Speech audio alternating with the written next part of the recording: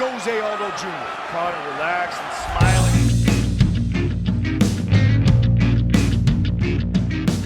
Hey guys, I'm Fabian Manzano and I'm your guest host for this Dynamite video. Last night was amazing. The main event between Conor McGregor and Jose Aldo ended fast, but if you're a true fight fan, you understand that it was still an epic fight. That's just the nature of the sport. Sometimes fights end quick, but there's still a lot that happened in those 13 seconds, so I'd like to go over some of the action that went down in that fight with you in this video. First off, if you don't already know, last night Conor McGregor became the undisputed featherweight champion of the world by defeating the #1 pound-for-pound fighter in the world, Jose Aldo. It was unbelievable. This might have come as a surprise to some of you, but not to me. I actually predicted the outcome of this fight, and you can watch that video by clicking the link in the description below. There were actually a lot of people talking trash in the comments section of that video, but now I can officially say, I told you so. So all right, let's jump right into this fight.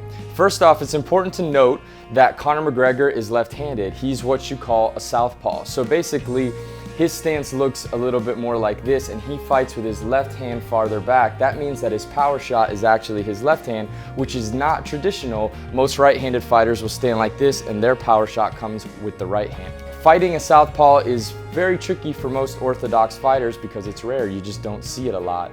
Conor McGregor is a very lengthy fighter. He actually cuts a lot of weight to get down to 145, and this usually means that he's taller and has longer reach than a lot of his opponents. Sometimes he walks around at 170 and he needs to drop all the way down to 145. That's a lot of weight to cut, but he does it because he's pro. The first exchange in this fight is actually my favorite. It happens fast, but it's beautiful to watch. Conor throws a quick straight left and then ducks right after to evade a counter left hook. It happens fast, but it's beautiful technique. He said it after the fight, timing beats speed. Aldo is one of the fastest strikers in the game, but Conor was able to duck that left hook because of his timing. Next, he throws a quick side kick to Aldo's lead leg. This is a really smart way for Conor to keep his distance and his range. Imagine Aldo is trying to step forward with his left foot, his lead leg, to get closer to Conor, but by doing a quick check side kick, it prevents Aldo from taking that first lead step. This is why Aldo ends up lunging and overextending to try and reach Conor, and that's when he gets caught with that left hook. Aldo is off balance and leaning forward when he gets caught with that shot, and that's not good. This is the most important strike of the fight, so let's take a second and talk about the knockout moment. It's all about the details here. It looks like both punches land at the same time, but that's actually not the case. Conor's lands a split second before, and that's very, very important. Again, timing beats speed.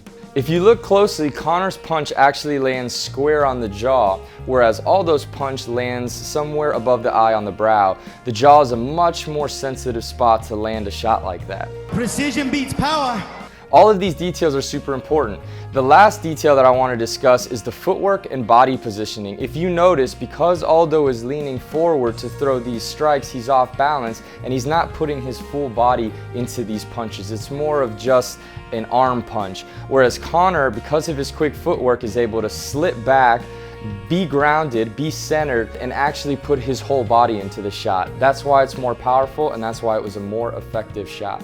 Then, when Aldo is on the ground, he lands 2 hammer fists for good measure. The ref jumps in, stops the fight, and it's over. I know it all happened super fast, but please do not discredit Conor McGregor. It was a fantastic performance, and he deserves all the credit.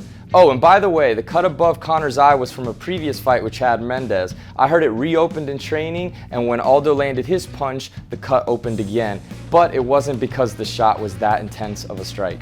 Well, that's it, folks. I hope you enjoyed this video. Please subscribe if you want to see more fight recaps or more fight predictions. We actually predicted that Canelo would beat Cotto, Holm would beat Rousey, and Rockhold would beat Weidman, so I don't know what more you want from us. I hope you enjoyed this video. Again, my name is Fabian Manzano. I'll see you in the next video. Peace.